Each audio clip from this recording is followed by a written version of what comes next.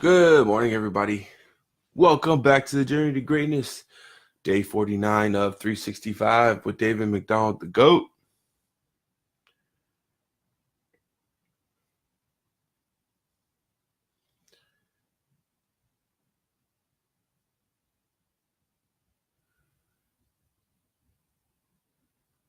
All right.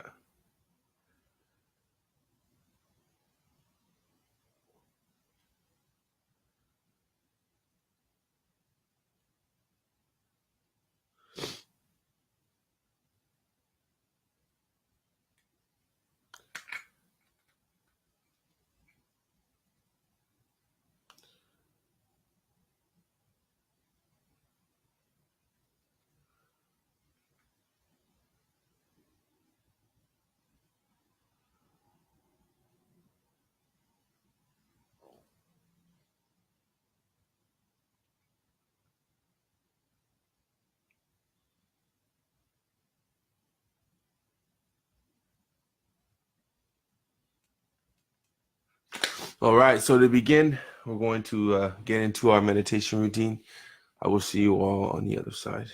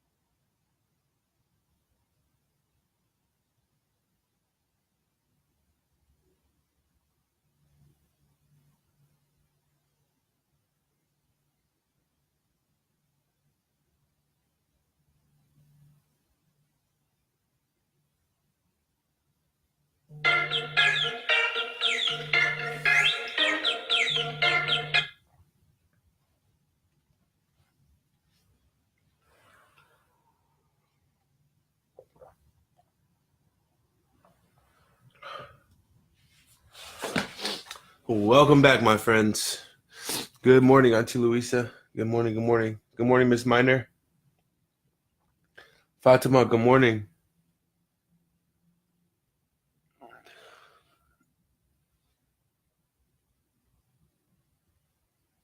All right.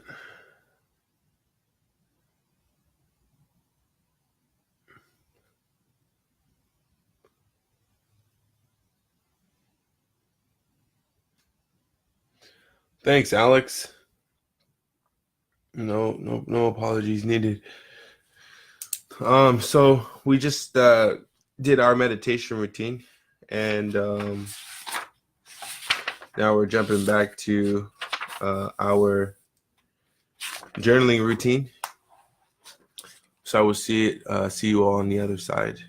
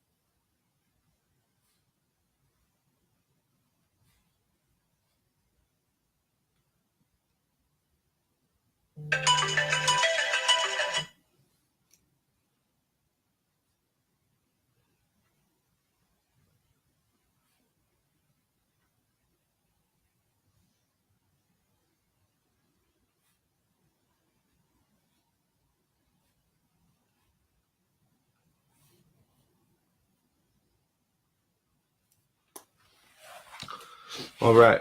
So we just finished our journaling routine, and now we're getting into our reading routine. We're actually almost finished with this book. We have about 70 pages left. So we should be done with it by the weekend.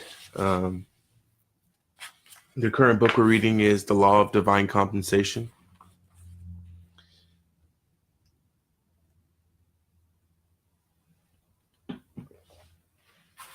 I will see you all on the other side.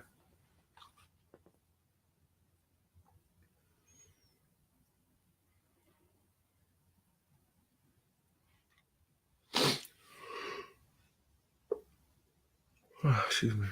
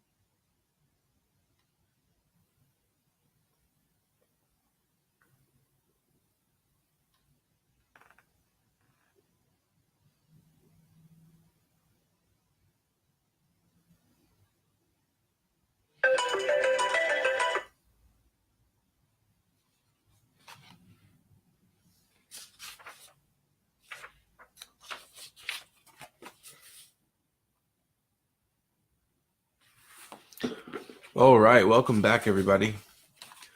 Great morning, Amy. Daoud, good morning, good morning.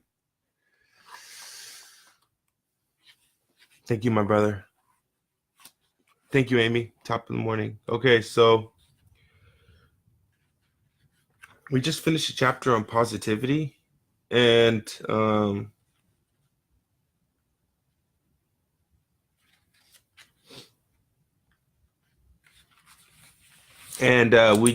now we're getting into job versus calling. So I'm going to go over this just briefly, but I think it's I've come to the realization that a lot of the times, a lot of people, they want what you have or they see what you do, um and I mentioned this once before, and I heard it first from Floyd Mayweather. So anybody who out there who knows who Floyd Mayweather is, he's a professional boxer. In one night, he made $300 million. Fighting a guy named Conor McGregor. The reason why the fight was so substantial and important was because it was the first time, well, at least in my knowledge, that, and I guess I don't really follow both the sports that much, but it's the first time in my knowledge that a UFC fighter who was notoriously known and a professional boxer, had a bout, and that excitement and that integration of the two sports was a very, very big night for both people participating in the fight. But Floyd said, a lot of people want what I have. He has everything that you could think of, and you can look it up, you can have anything you can think of, right? All the money, all this, all that, all this, all the material things that you can think of, but you don't really know, well, a little bit about his mindset. I watched interviews with him. And so, he answers questions, he articulates, his intellectual sense, comes through in some of those interviews. But when he said that, it was like, wow, he's right. Drake says you wasn't with me when I was shooting in the gym. And it's like, in reference to a basketball player losing tons of money in a separation case with his wife. But, the biggest point of those is like, you have, and that's beside the point. The biggest point of both of those things is that you have these people who have seen and have achieved an insurmountable amount of success. And when people look at them, they're like, wow, I want what he has, or I want what she has. But they don't know the work that it requires to put into getting to that point. And so I think, the whole point of me saying that is like, that's why I don't think it's a great idea to idolize people, because you don't know what they had to sacrifice, good or bad, to get to where they are. You don't know the route that they had to take. You don't know the punishment and the challenges that they went to and they endured. And it may be something that you don't even ever want to taste in your life. You never want to experience in your life in order to get to that place. And so I think those things are really, really important to consider. Wrapping that all back into a job versus a calling. Do you sacrifice your life and sacrifice who you are in order to attain the material assets or the material lifestyle that you see other people, living or having? And being able to define a job versus a calling is what we're getting ready to explain. Morning, sister. Love you. A job is an exchange of energy in which you do a material task and someone provides money in exchange. A calling, however, is an organic field of energy that emerges from the deepest aspects of who you are. It is the fulfillment of what God has created you to be and do. Approaching your work as a job versus approaching your work as a calling makes all the difference in whether or not you dwell in a miraculous universe. You have a calling simply because you are alive. So everybody has a calling. You have a calling because you are a child of God. You have a calling because you're on this earth with a divine purpose to rise to the level of your highest creative possibility, expressing that you are intellectually, emotionally, psychologically, and physically in order to make the universe a more better place. That's actually really interesting because I theorized about 3 weeks ago, I think it was, or 2 weeks ago, I theorized this idea that if your mindset, so your mentality, your psychology, your spirit, which is the inner peace that exists within you and the self-love that you express to yourself, and the physical self, your body, if all three of these things, if we take time to nurture, invest, build, create, find balance and peace and strength in all three of these things at a very high level, that will allow us to operate in a high peak state. A high peak state is defined by me as a state in which you are in the zone. A zone is defined as a place where it's an uninterrupted space of energy and focus. That's bits of that are pulled off from Tim Grover's Relentless book that we read in season one. But being in peak state allows you to be optimal performance. And when you're in optimal performance, your accumulation in terms of self wealth and spiritual wealth and material wealth is shortened from a large time span down to a shorter time span because you're operating at such a high rate. You're sacrificing so many things around you at whatever level that is so that you can be emotionally balanced and focused, mentally balanced and focused, psychologically balanced and focused, spiritually balanced and focused, and really importantly, physically balanced and focused. So that's not what this book is saying, but it's saying that we are intellectually, emotionally, psychologically, and physically in order to make the universe a better place. Like that is the reason why we're on Earth. And so we can reach the highest levels of that. And my theory, I think, definitely seconds this opinion. Um, if you're thinking of money only as something to get in exchange for a job, then you'll never be free of limited thought forms surrounding money. We are heir to the laws that rule the world we identify with. If you identify only with the material plane, you place yourself at the effect of pretty severe economic realities of scarcity and lack. If you identify with the spiritual plane, you're under no laws but God's, and God's laws are infinite. While a job is separate from the rest of our lives, a calling is a fulfillment of the rest of our lives. By striving to be the best we can be, we create the internal blueprint by which we do the best we can do. On a soul level, we want to work, we want to create, we want to be productive, and serve others to share our gifts with the world.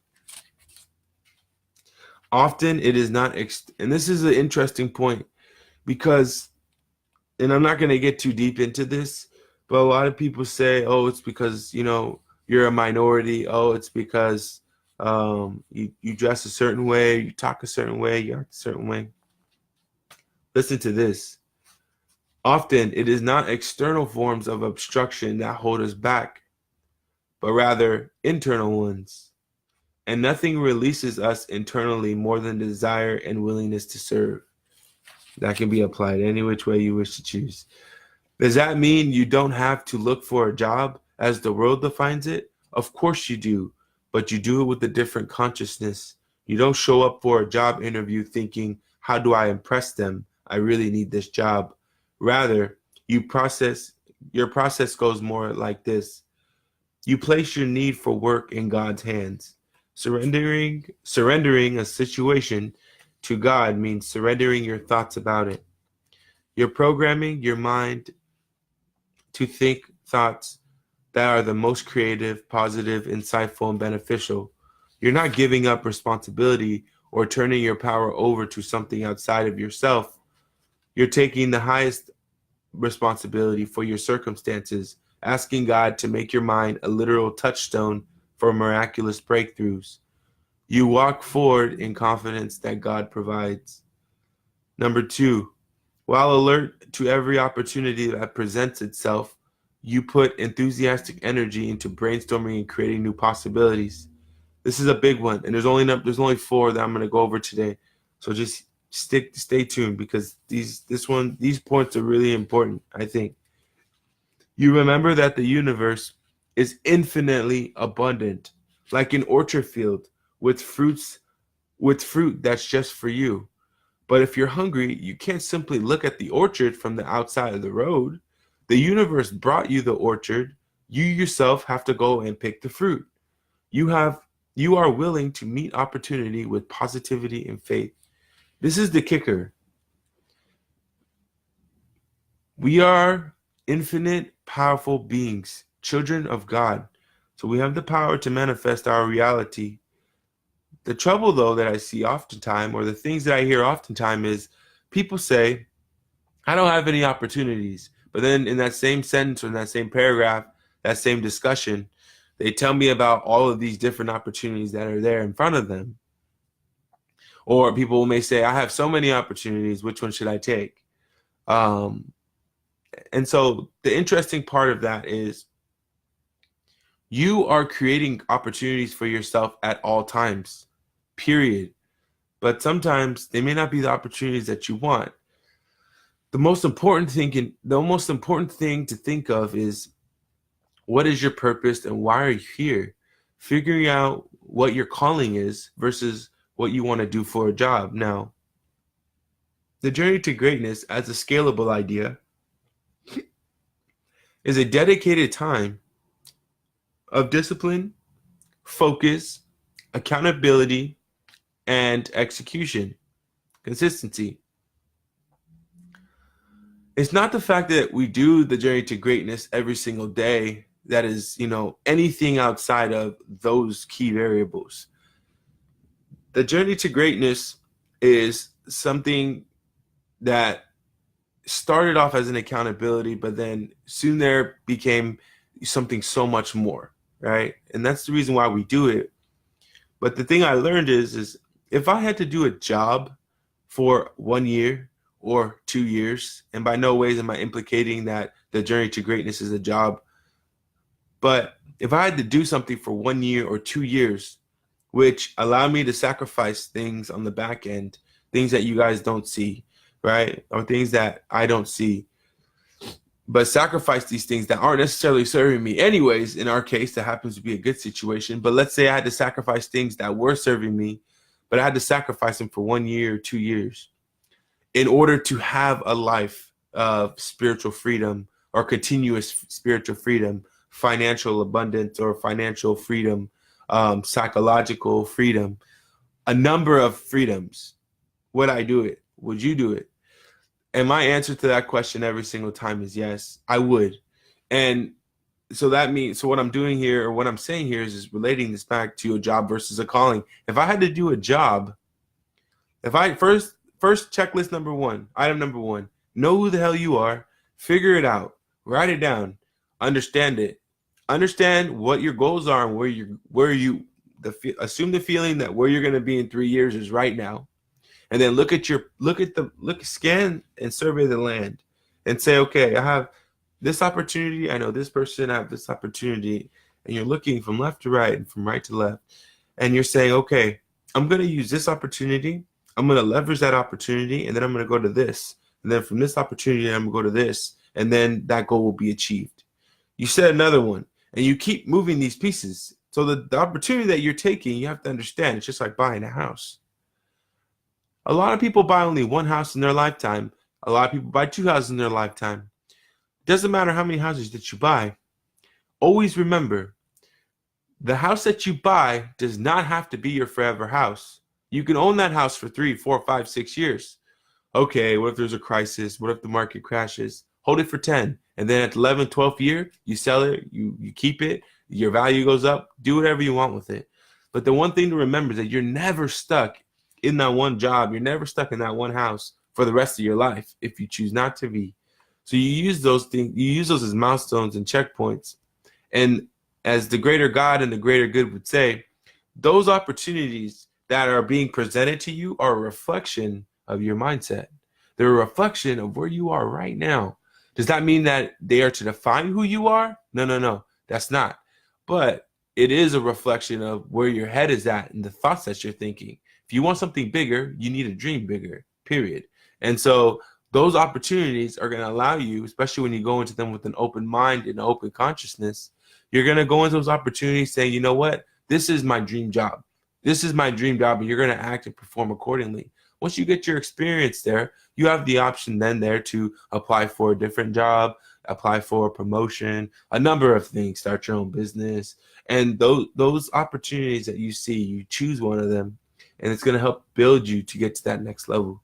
So while every opportunity, there's an apple field, an apple orchard, acres upon acres of apple orchard, and you get to choose any one of those apples. And the universe is even infinitely bigger than 10 acres of apples. But you get my point. You pray and meditate, asking for internal guidance as to whom to call, what to do, and so forth. When you meditate and pray, you literally emit different brain waves. So to whose point was this? Alex. To your point, Alex, when you pray and you meditate, it's not a matter of doing it with people or doing it alone. The journey to greatness was stemmed on Facebook Live, not because of anything outside of accountability.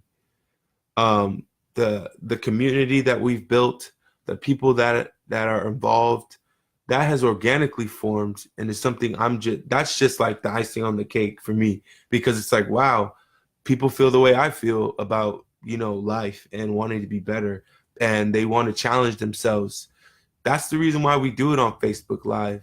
And the accountability that everybody shows me every morning when they get up and they say, hey, great morning or good morning, or they tune in for a session and they're here for the entire period, is nothing other than more motivation and more accountability for me to continue on this journey of greatness. And so meditating, whether it be alone or in person, we just have to do it. And in person, I wasn't doing it. So online, it's good because, like I said, it's an accountability piece. And now outside of this, meditation happens. It does. But I had to build this routine in order for it to happen, outside of, the public domain. And so thank you, everybody. I appreciate you.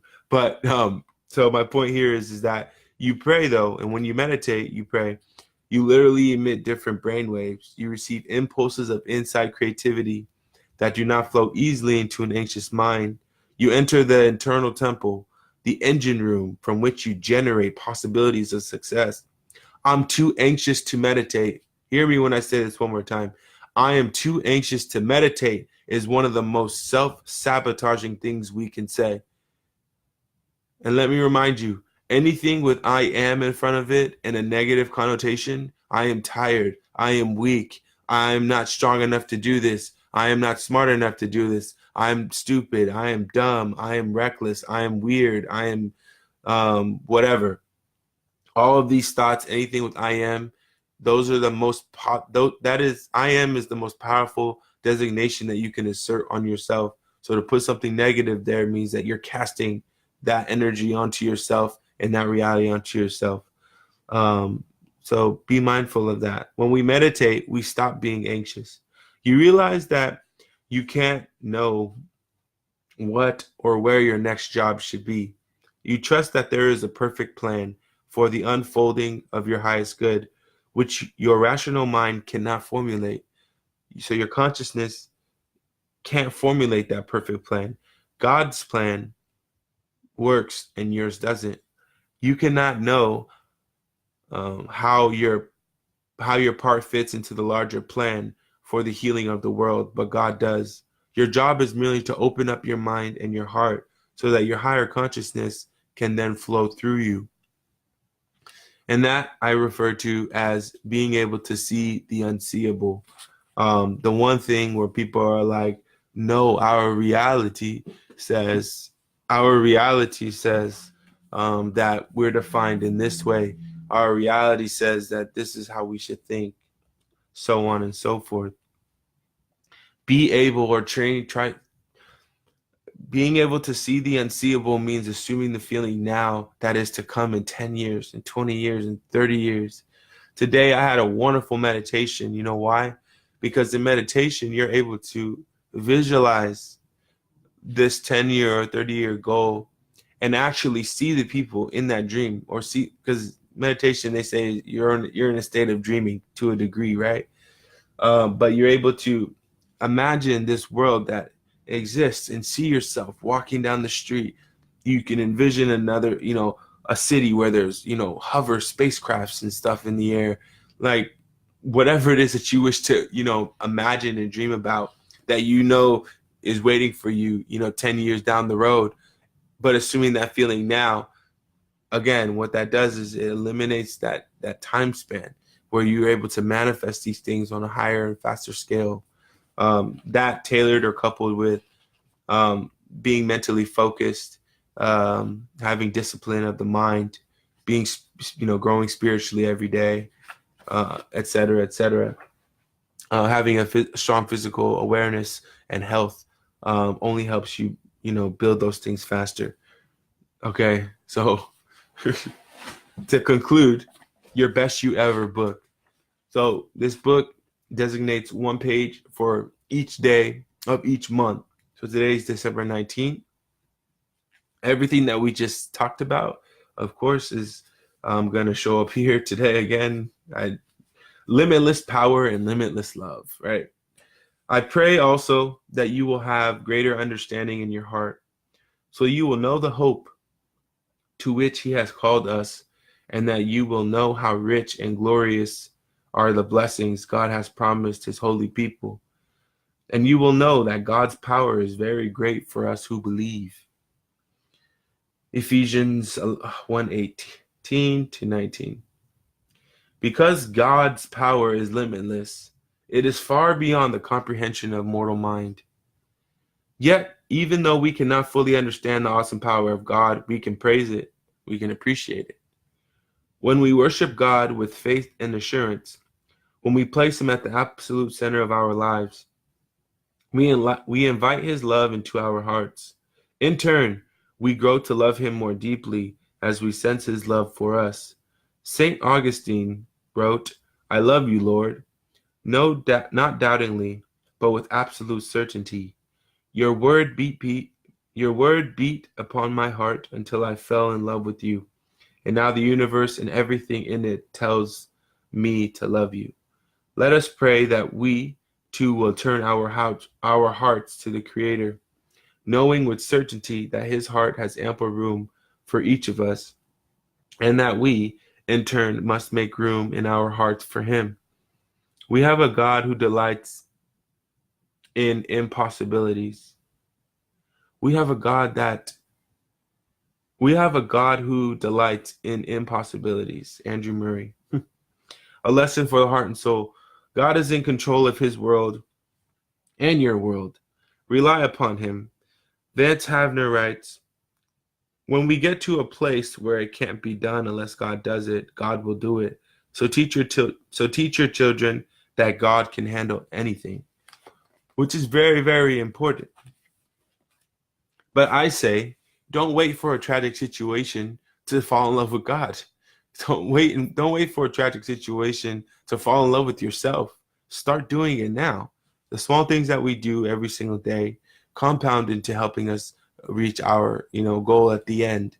And so I believe that the most important thing is, don't wait for a tragic situation to start loving yourself and building yourself up. Just do it. And every day that you do it and you spend a little time doing it, the more powerful you become, the more spiritually free you will become.